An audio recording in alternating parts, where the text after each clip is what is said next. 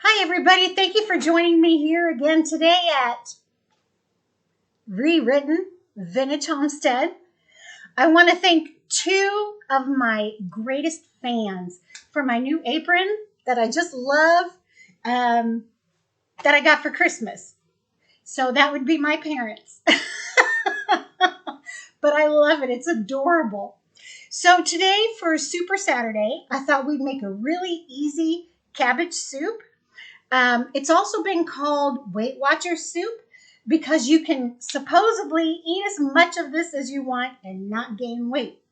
I double checked and it appears as though a normal sized bowl of this, so this would be a normal sized bowl, would be about 111 calories. So one way you could think about it is if you're going to go out to eat, you're going to have dinner, and you don't want to load up or you're afraid you're going to load up, if you would have a cup of this beforehand to fill you up, you would have a better chance of staying away from the sweet stuff. So let's try to give this a go today on our Super Saturday. It's a rainy day here in the Midwest, so it's a perfect day for doing some cooking. Let's go.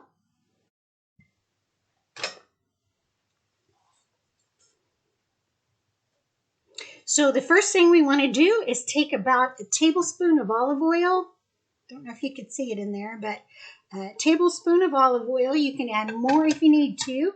We're going to get that nice and warm in our pot here. I've got 2 carrots that I've peeled and diced, and 2 stalks of celery that I have diced. I washed all of these before I peeled them and diced them. I'm going to add those into my stock pot. And stir them real good.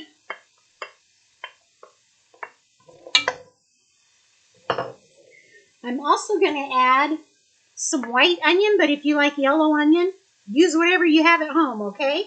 So I just used, I think maybe there's a half a cup here. So we'll add that. Stir that around. It already smells delicious. You could see why this would be so healthy for you. It's just stock full of vegetables. I'm going to add a little bit of garlic. Now, my husband's not a big garlic eater, so I'm just going to add a little bit, but you can add 2 cloves if you really, really like it. I'm just going to put in like 1/4 teaspoon.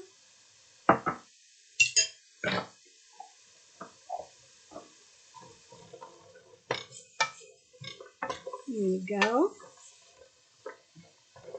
You can hear it sizzling. And I'm going to add some salt and pepper to taste. And you guys, I add salt and pepper on and off through the whole cooking event. So I imagine you do too, but I'm going to add some right now to my vegetables.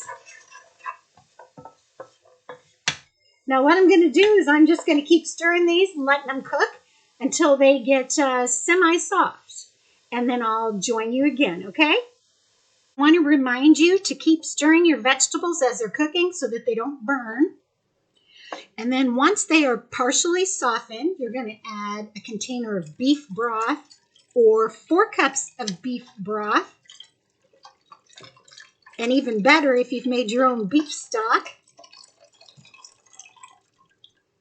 Here we go. Give that a stir. Then I'm going to add 2 cans of diced tomatoes. We want 28 ounces. These are each 14 ounces apiece.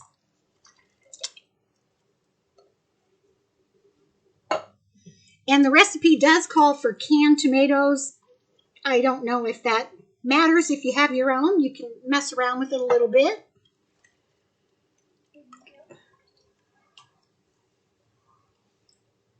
I'm also going to add a half a can of tomato paste. That'll thicken it up a little bit for us.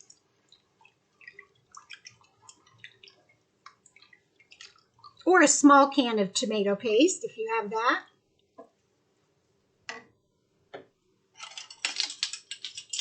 I'm going to add 1 teaspoon of basil.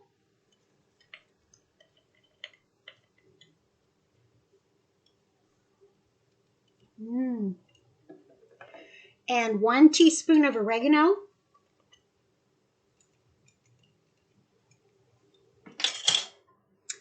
I had some frozen green beans. I'm going to add those to it.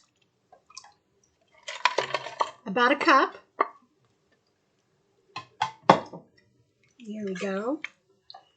Doesn't that look beautiful? Now I'm going to bring this to a boil. Probably add some more salt and pepper.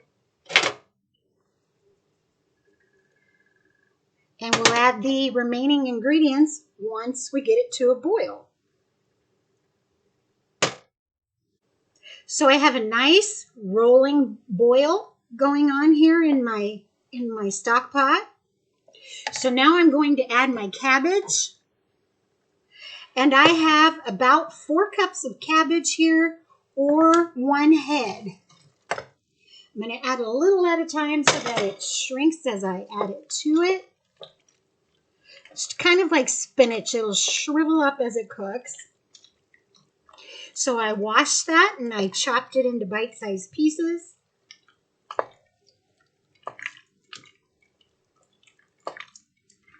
And actually, I don't know if I'm going to add all of this cabbage because I have quite a bit in there. Really, I think you could probably cut it down to 2 cups or half a head. It's whatever you prefer. So add a little more.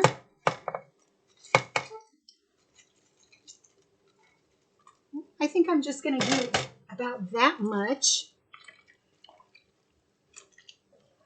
Now you can also, you can add anything to this that you want. And since it's predominantly vegetables, it's going to remain healthy for you. The calories may go up a little bit, still going to be healthy. So you can add corn, you could add okra, any type of squash that you would like, whatever you like. Now I'm also going to add some riced cauliflower. I'm putting in a bag that is 12 ounces, or if you're measuring it out and you made your own, about 2 cups.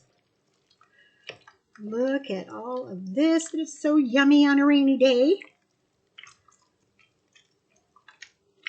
So what I'm going to do is I'm going to let this cook down and simmer on my back burner here for, well, actually, once your cabbage cooks down, you can eat this anytime you want, but we're not going to have it until dinner time, so I'm going to let it simmer and soak up all of those great flavors together, and then we'll have it later today.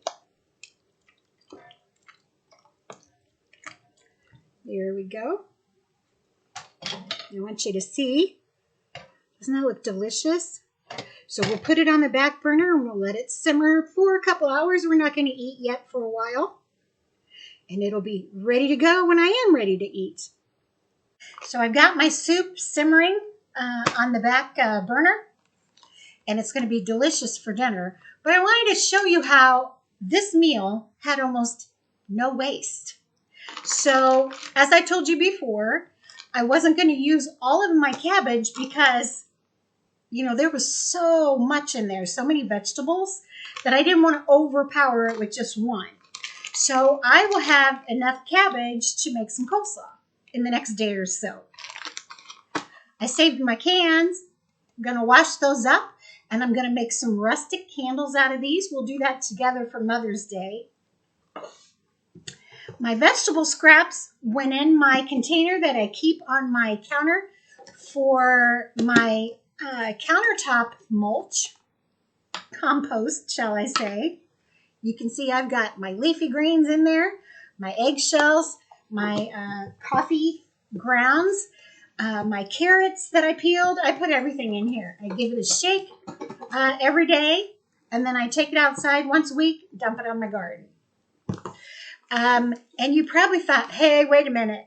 You didn't use all of your tomato paste. No, I didn't. So I'm going to freeze it. Okay. So I put it in a bag, laid it flat. And so I know that this is 1 small can of tomato paste. But let's say I only need a tablespoon. Then I'll be able to break off what I need. So this may get me like 4 more meals.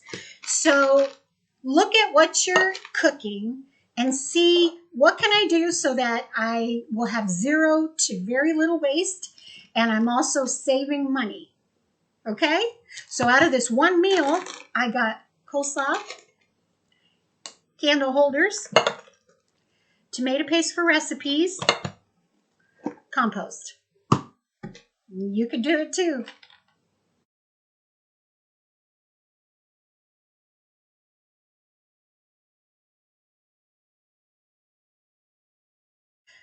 So, of course, to kind of counter the effects of the Weight Watchers soup, I'm craving bread. That makes sense, doesn't it? But I thought, well, boy, a slice of warm homemade bread with some jelly would just be perfect with that soup, or we could have it for breakfast in the morning. So the recipe that I use is the recipe my mom taught me with, and it's still the most reliable in my opinion, and that's by the Fleshman Yeast Company. It's easy to do, so let's get to it. We're going to take 2 cups of all-purpose flour. I'm going to move you down here. There we go. Then I'm going to add some sugar. I'm going to add 3 tablespoons of sugar. And you guys, you remember that comedian that said, you know you're a redneck if your mama has Cool Whip and cottage cheese containers in the cupboard. Well, that's me. So I'm adding 3 tablespoons of sugar. Then I'm going to add 1.5 teaspoons of salt. There's my, whoop, wrong one. There we go. And I tell you, during the pandemic, in the height of the pandemic, women were learning how to make bread like you wouldn't have it because you couldn't find it a lot of times. Okay, and then I'm also going to add a package of the Fleshman's yeast. Just a note here, you want to check the expiration date that runs along the top when you buy it and when you use it to make sure it's not expired, because it'd be awful to go through all this work and then not have your bread turn out. So we're going to add 1 package of that.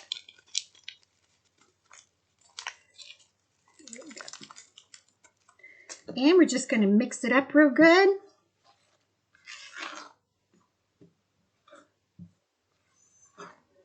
So that it's evenly distributed. And now that we've done that, we're going to go over to the stove and we're going to cook our wet ingredients. So in a small pan, you take 1.5 cups of water. You add 2 tablespoons of butter and 1/2 cup of milk.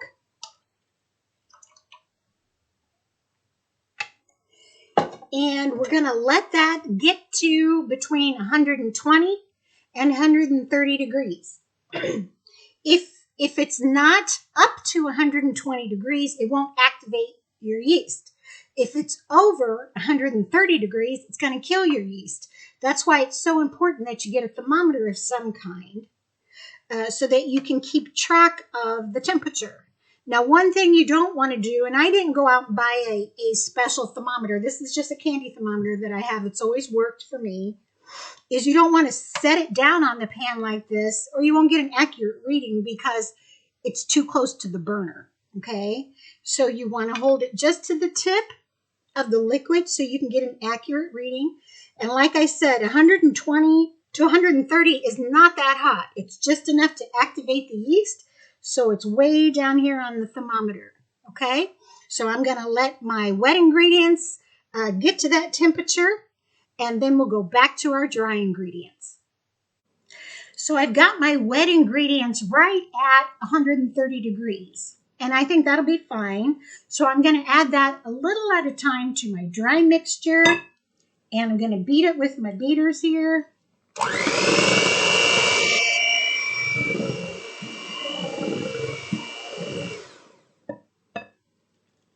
And just keep adding a little at a time.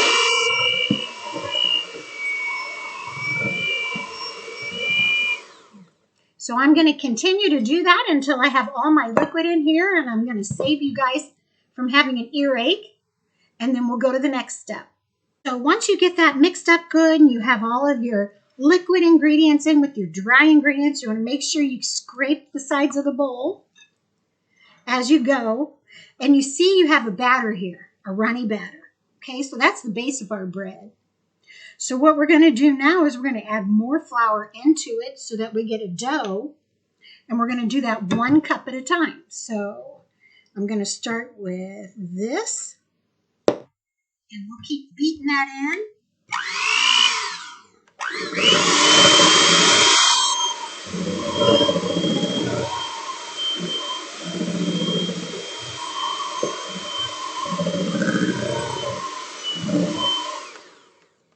And you'll know when it's ready because it's going to start getting hard for your beaters to work, okay? So far it looks like I have about a cup in here. So I'm going to continue to add flour and beat and flour and beat until I have a workable dough.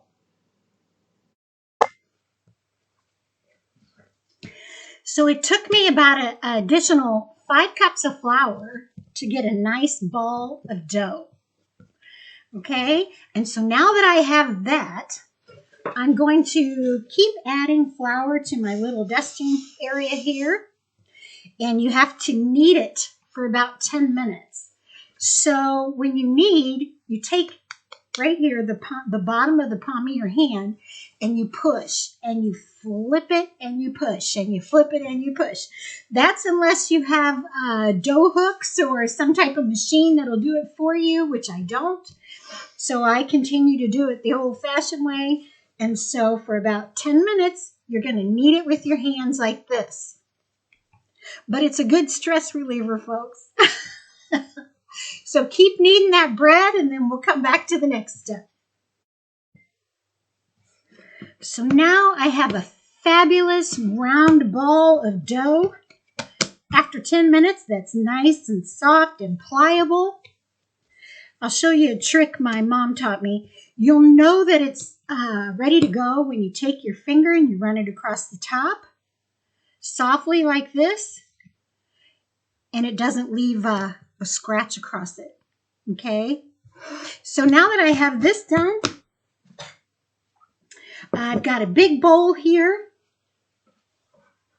and I've taken a paper towel with some Crisco on it, and I'm going to go all the way around my bowl with it so it's nice and greased up. I'll take my ball of dough, put that in there, and I'm going to turn it and run it all the way around this bowl so that it gets covered in grease as well, so it won't stick. Okay, now I'm just going to put it in there. I'm going to cover it loosely with some plastic wrap.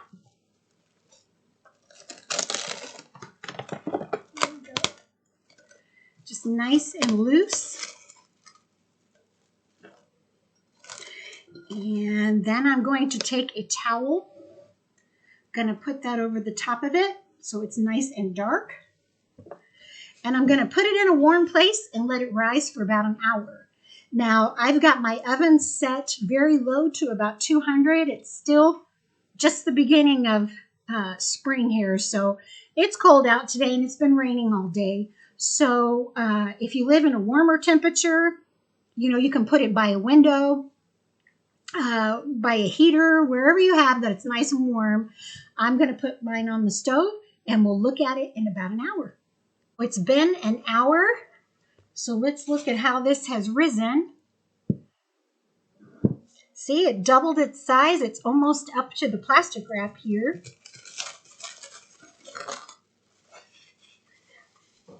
So I'm going to take this, I'm going to punch it right down the middle. Did you hear that? And I'm going to take it and put it here on my floured area so that it doesn't stick. I'm going to work it just a little bit like we did before. This doesn't have to be a 10-minute ordeal, but I'm just going to mix it up just a little bit. Here we go. punching all those air bubbles down. Sometimes you can hear them pop if you take your fingers and knead it. All right, now I'm going to make it into a ball again. And I'm going to divide it in half to the best of my ability. It doesn't have to be perfect. There we go. And I'm going to form each of these into a ball. Here's one.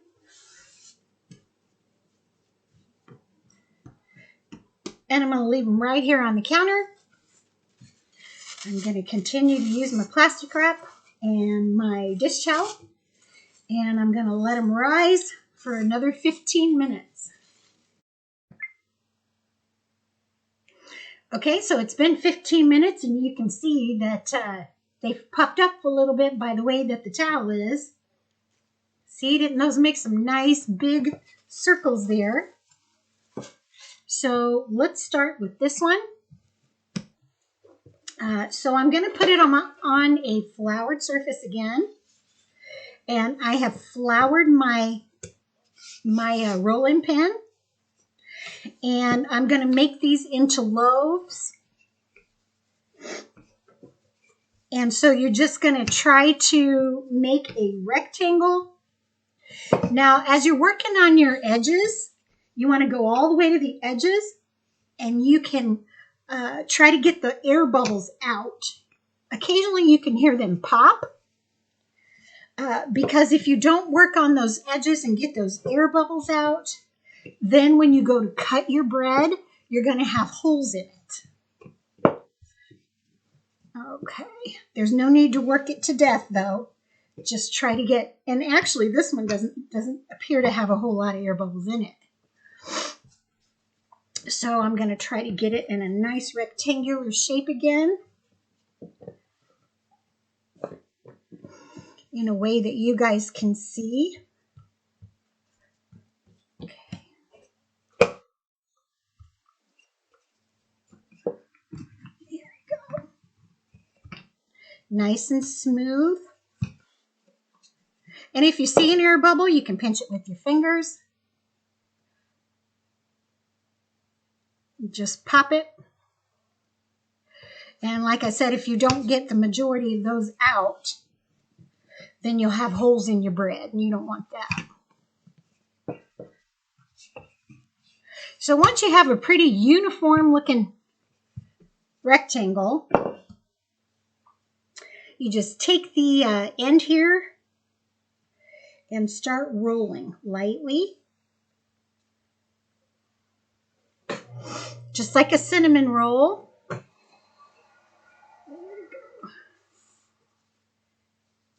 we go. Okay, I'm going to stretch this a little bit.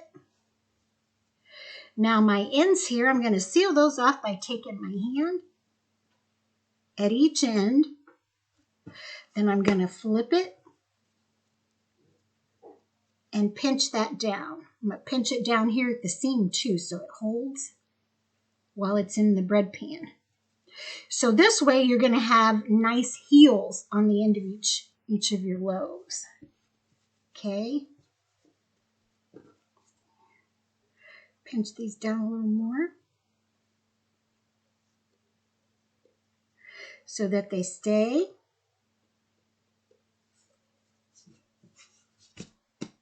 There we go. Now I'm going to put that in a greased pan. I've already greased this with Crisco. Just like that. And I'm going to cover it again with my plastic wrap and my towel. And I'm going to let them double in size again for an hour. Then I'm going to put them in the oven and bake those. And I'll show you how they turn out.